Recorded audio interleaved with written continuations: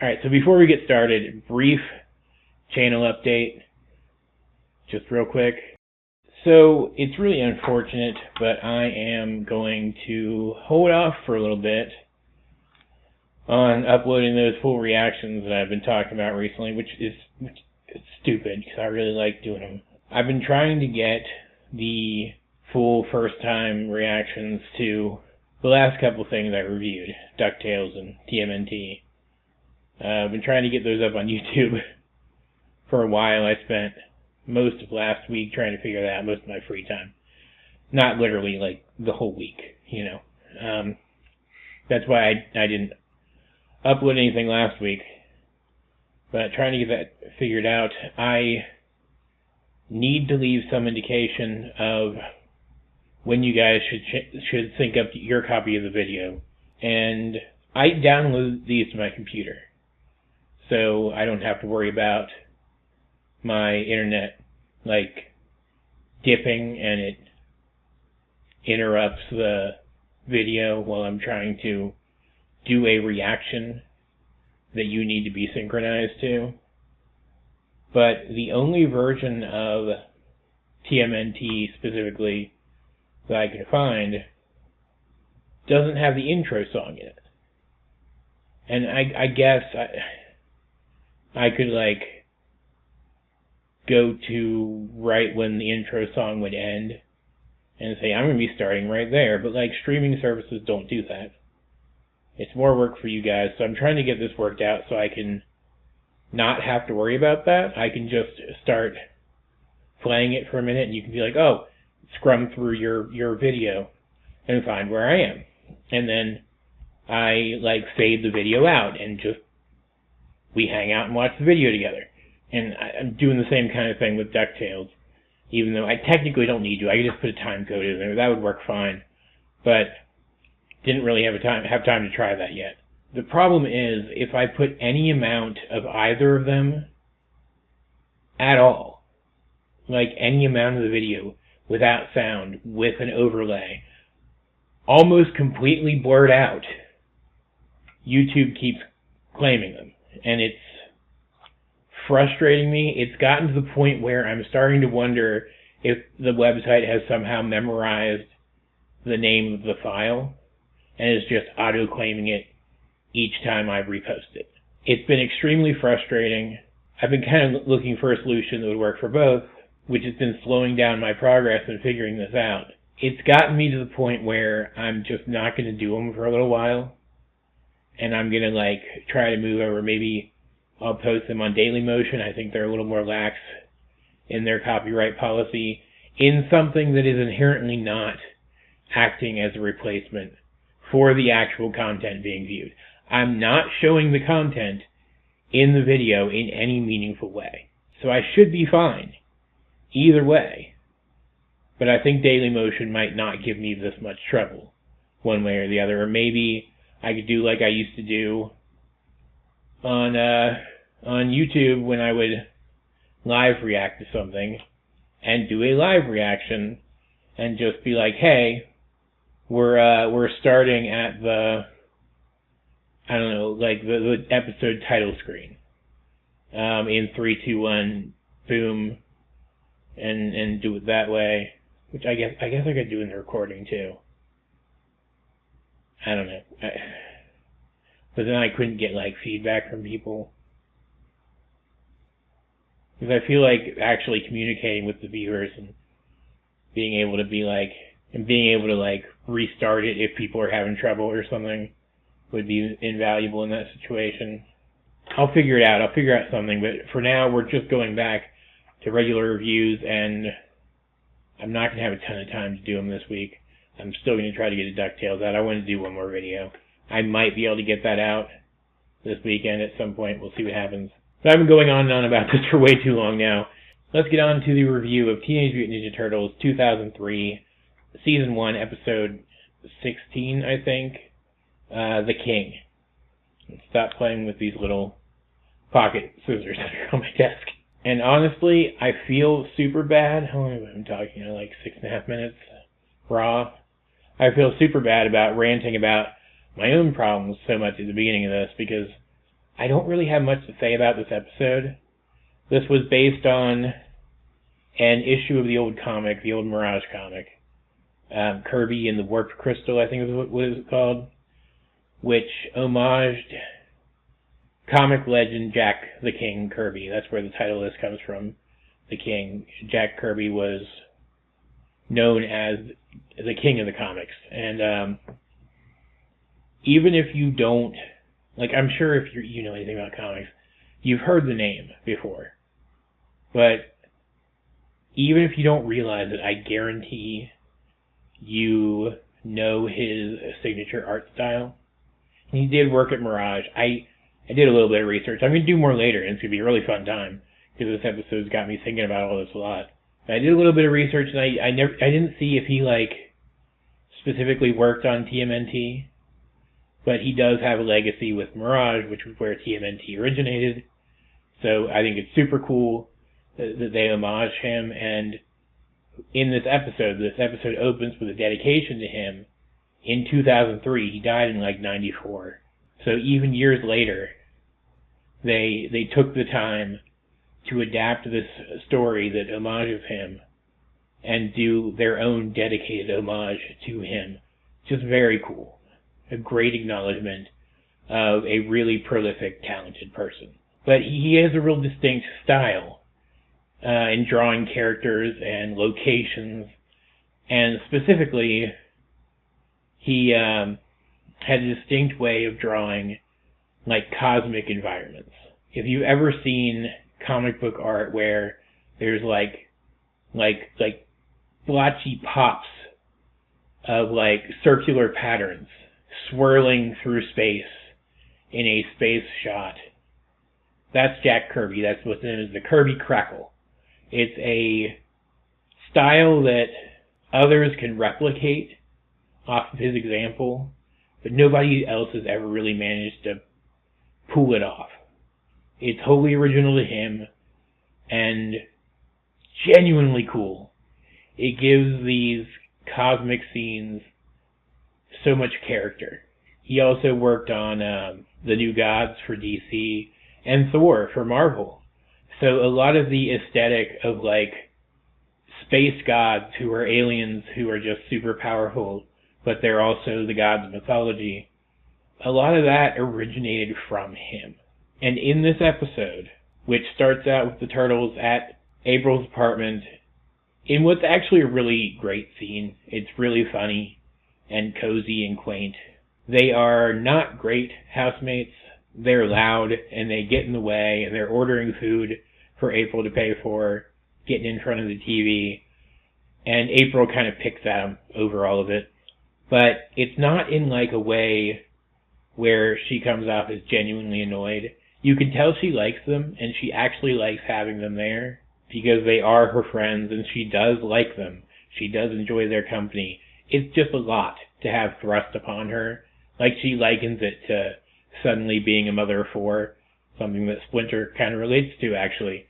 But it almost feels more like she has her four little brothers staying with her. It was just a really fun scene, and we open on that specifically to address very briefly and efficiently why we're not moving directly on to solving the problem introduced at the end of the last episode, where the turtles were driven out of the sewer by Foot Clan searching the area. They discussed going back down there to investigate right now, but they can't agree on whether that's the better course of action or they should try to gather more information about what we're looking for first. And so we see that plotline is not forgotten in this, which is essentially a filler episode, right? But that it's just not the time to address it right now, so we have enough time to have a little one-off adventure. And frankly, little one-off adventures like this, because, like, this is a super substantial episode plot-wise, even in terms of, like, its own individual encompassing plot. It's a wholly standalone episode. You could technically lift it out of the show, and you wouldn't lose anything plot-wise. Even its individual self-contained plot isn't really a lot.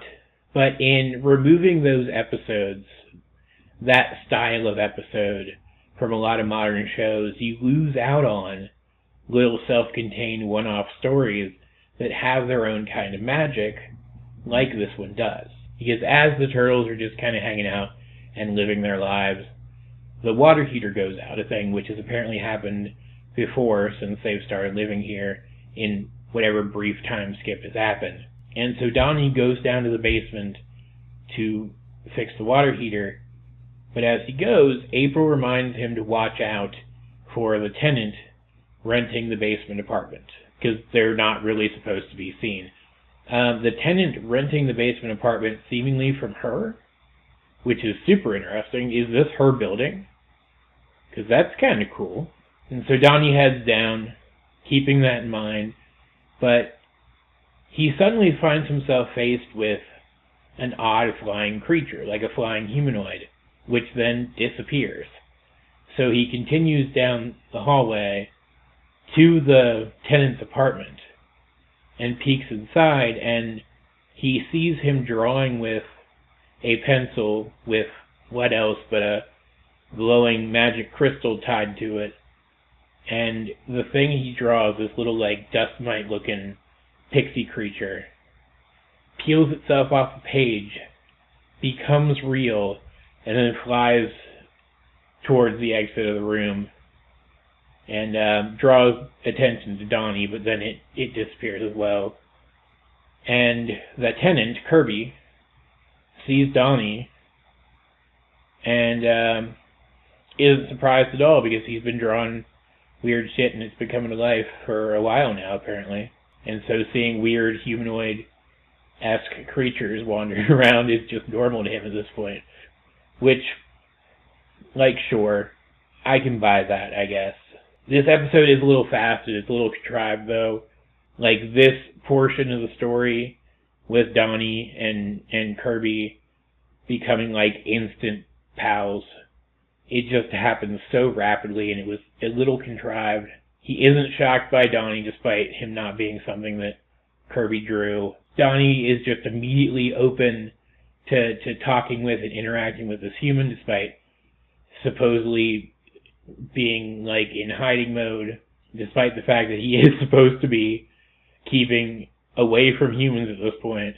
Then they're suddenly on a first-name basis.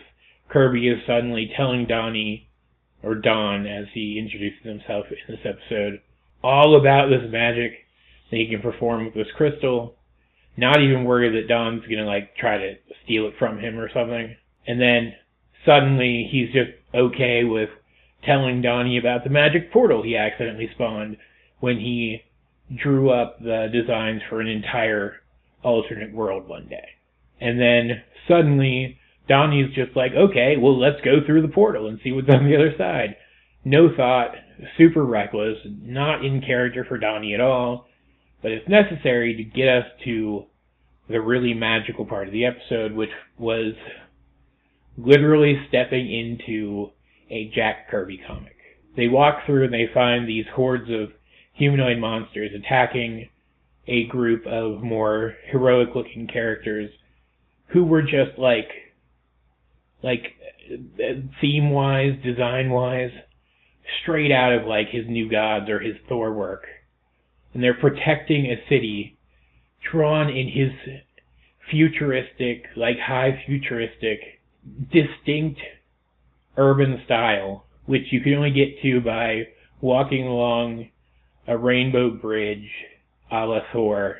And the backgrounds, the sky is just filled with Kirby crackle. And it was just beautiful.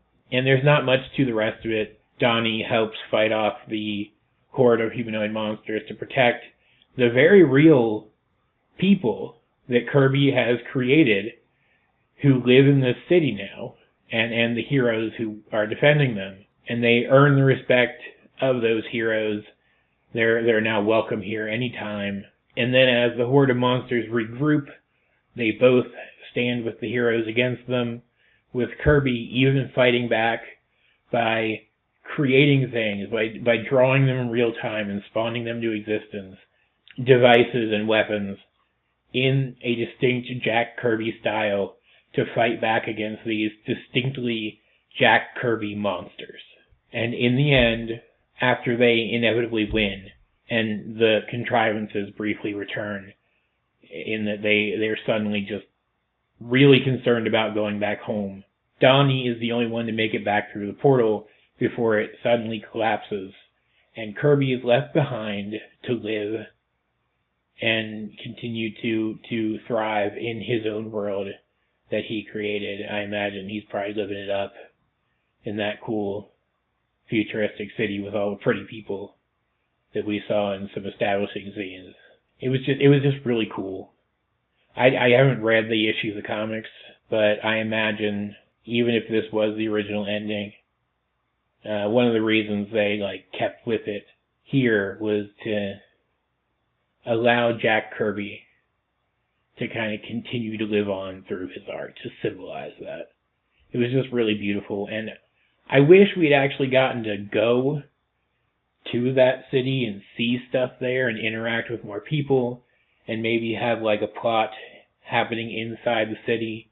Kind of makes me wish, as much as I did like how much they expanded out the last few episodes and in that 3-parter that I talked about, I kind of wish they had compressed that a little bit now to give more time to flesh this out. I don't know if Kirby ever comes back or we ever come back to this world or any elements of it ever come back. I hope they do. I doubt they're going to. It feels like a total one-off. But it makes me want more. I don't think I have any comic book shops around me. But I'm thinking of going. I've got a half-price books. I'm thinking of going and trying to find me some Jack Kirby comics to read now. And I definitely want to go research this episode more than I've had time to so far, read about what other references and homages were in here, because I'm sure there's things that I missed. I'm a very casual comic fan overall. But even being a casual comic fan, I was able to appreciate what they were doing here. It was really cool. I really liked it. Again, not super deep, not super complex, but just a fun ride that I feel like my experience overall with the show would be diminished if I hadn't had that experience. Man, seriously, what will it take to convince people to bring back fun one-off fillers like this? Filler is not an inherently bad word, guys. Come on. It looks like the next episode might be getting into plot a little bit again, though, which is also nice. I'll also be happy to get back to the plot and see what's going on there. But, episodes like this, I'm never going to get upset when we get them. It is my point. All that said, though, guys, what do you think of this episode, if you've seen it? And what do you think about fun one-off episodes like this and the absolutely tragic diminishing of them in modern television? It's a subject I'm obviously very passionate about. Let's get a discussion going in the comment section down below. But either way, this has been AJ22, and I will talk to you guys later.